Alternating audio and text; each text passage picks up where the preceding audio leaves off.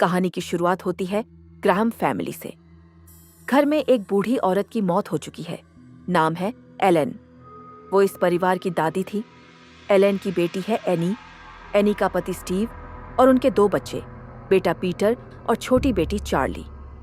Elon की मौत के बाद एनी कुछ अजीब सा महसूस करती है। वो अपनी माँ से कभी ज्यादा क्लोज नहीं थी। उल्टा उसे लगता था कि उसकी माँ बहुत कंट्रोल फ्रीक थी, हर चीज अपने हिसाब से चलवाती थी। फ्यूनरल के दिन भी एनी नोटिस करती है कि काफी ऐसे लोग आए हैं जिन्हें वो जानती तक नहीं। कुछ लोग उसे ऐसे घूर रहे होते हैं जैसे वो एनी को बहुत अच्छे से जानते हों।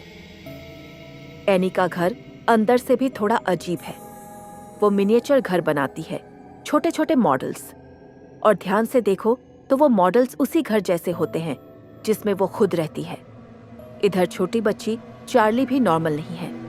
वो अजीब आवाजें निकालती है, जीभ से टक जैसी साउंड करती है और हर समय कुछ न कुछ अजीब बनाती रहती है। एक दिन एनी को अपने बेटे पीटर की एक पार्टी में जाना पड़ता है। पीटर जाना नहीं चाहता कि चार्ली साथ आए, लेकिन एनी जबरदस्ती उसे भी भेज देती है।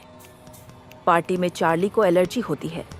उसे सांस लेने में दिक्कत होने लगती है। पीटर उसे गाड़ी में बैठाकर हॉस्पिटल ले जाने के लिए दौड़ता है, लेकिन रास्ते में चार्ली अपना सिर खिड़की से बाहर निकालती है और तभी सड़क पर एक पोल आता है। 1 सेकंड में चार्ली का सिर कट जाता है। पीटर गाड़ी रोकता नहीं, वो सीधा घर चला जाता है। पूरी रात अपने कमरे में बैठा रहता है। सुबह एनी बाहर आती है और चीख सुनाई देती है। चार्ली मर चुकी होती है। इसके बाद घर पूरी तरह टूट जाता है। एनी रो रो कर पागल सी हो जाती है। पीटर गिल्ट में जीने लगता है। माँ और बेटे के बीच एक अजीब सा सन्नाटा आ जाता है। कुछ समय बाद एनी एक ग्रीफ सपोर्ट ग्रुप में जाती है। वहीं उसकी मुलाकात होती है जॉयन नाम की औरत से। जॉयन भी अपनी बेटी और पोते को खो चुकी होती है। जॉयन एनी से दोस्ती कर लेती है। वो उसे स्पिरिट समनिंग के बारे में बताती है। एनी पहले मना करती है, लेकिन दर्द इतना ज्यादा होता है कि वो कोशिश करने को तैयार हो जाती है।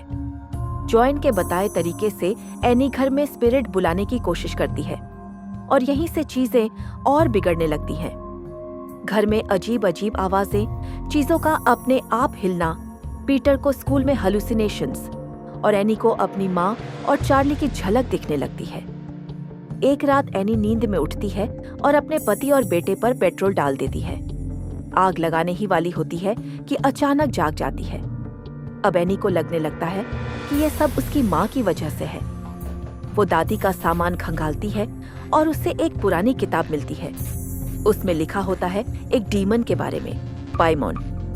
पाइमोन को इंसानी शरीर चाहिए और खास बात ये कि उसे मेल बॉडी चाहिए। धीरे धीरे सच सामने आता है। एलन यानी दादी एक कल्ट का हिस्सा थी। उसने अपनी बेटी एनी को नहीं, बल्कि उसके बेटे पीटर को चुना था। चार्ली दरअसल सिर्फ एक टेम्परेरी वेसल थी। असल टारगेट हमेशा से पीटर था। अब चीजें अनकंट्रोलेबल हो जाती हैं। एनी का दिमाग पूरी तरह टूट जाता है। एक रात वो दीवारों पर चढ़ने लगती है, छत पर चलती है और फिर अपने ही सिर को तार से काट लेती है। पीटर डर के मारे भागता है। नीचे हॉल में कल्ट के लोग खड़े होते हैं, सभी नंगे, मुस्कुराते हुए। पीटर भागकर एटिक में छिपता है। वहां उसे अपनी माँ की लाश मिलती है जिसका सिर कटा होता है। डर के मारे पीटर खिड़की से कूद जाता है। जब वो उठता है तो अब वो पीटर नहीं रहता। उसके अंदर पाइमोन आ चुका होता है। नीचे हॉल में दादी की मूर्ति, चार्ली का कटा हुआ सिर और कल्ट के लोग घुटनों पर बैठे होते हैं। जॉयन आगे आकर कहती है, वेलकम किंग पाइमोन। फिल्म यहीं खत्म हो जाती है।